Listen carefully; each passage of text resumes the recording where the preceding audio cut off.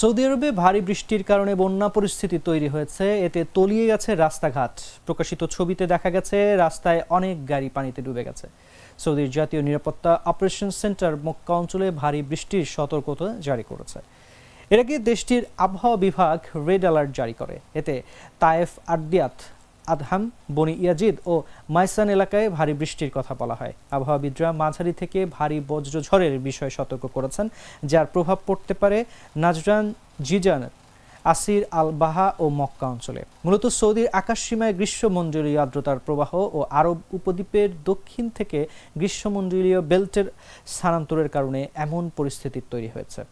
আরব আবহাওয়া কেন্দ্রের বিশেষজ্ঞরা জিজান, আসির, আল বাহা, মক্কা ও মদিনা জুড়ে নতুন করে মেঘের পূর্বাভাস দিয়েছে। তাছাড়া জাজান ও আসিরে প্রচণ্ড বজ্রঝড়ের কথা বলা হয়েছে। এমন পরিস্থিতিতে উপত্যকা ও প্রাচীরগুলোতে বন্যা দেখা দিতে পারে।